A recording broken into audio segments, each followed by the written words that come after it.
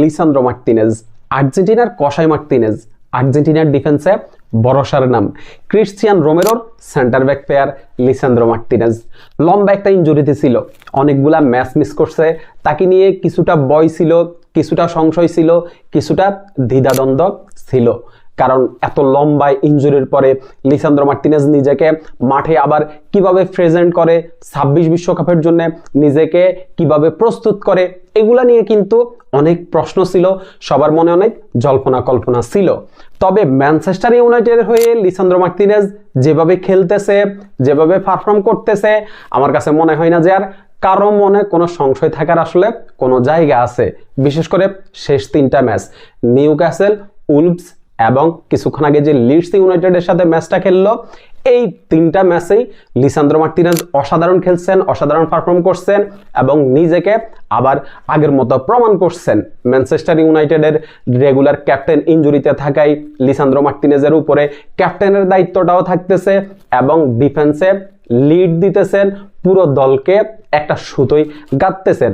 যদিও আসলে Manchester United ম্যাচের রেজাল্ট বের করতে পারতেছে না, নিউক্যাসলের সাথে 1-0 গোলে জিতলেও এরপরে ম্যাচে উলভসের সাথে 1-1 গোলে ড্র করছে এবং কিছুক্ষণ আগে লিডসের সাথেও 1-1 গোলে ড্র হয়েছে। তো ম্যানচেস্টার ইউনাইটেডের কথা বাদ দিলে লিসান্দ্রো মার্টিনেজ ওভারঅল অসাধারণ করতেছে, দুর্দান্ত পারফর্ম করতেছে।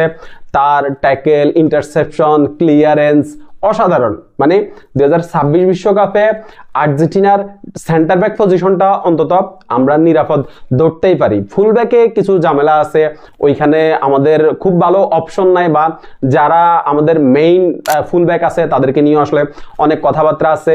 তবে সেন্টার ব্যাক পজিশনে কিন্তু আমাদের বেশ কিছু ভালো ফুটবলার আছে, যারা হচ্ছে তাদের সেরাটা দিতে পারলে আমরা 2026 বিশ্বকাপে একদম নিশ্চিন্তে থাকতে পারি।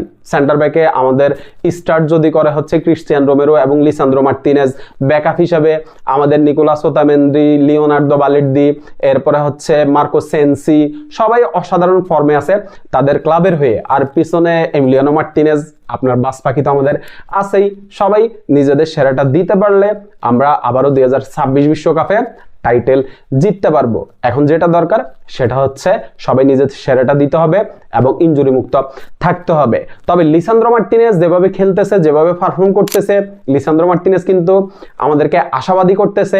লিসান্দ্রো মার্টিনেজ যদি 2026 বিশ্বকাপে এরকম ফর্মে থাকে, নিজের সেরাটা যদি দেয়, নিজের আগের ফর্মে যদি লিসান্দ্রো মার্টিনেজ ফিরে আসে, তাহলে আমরা এটা ধরে নিতেই পারি যে আর্জেন্টিনা আবারও বিশ্ব চ্যাম্পিয়ন হতে যাচ্ছে। লিসান্দ্রো মার্টিনেজ এভাবে খেলতে থাকুক, এভাবে পারফর্ম করতে থাকুক। শুভকামনা থাকলো লিসান্দ্রো মার্টিনেজের জন্য। ধন্যবাদ সবাইকে।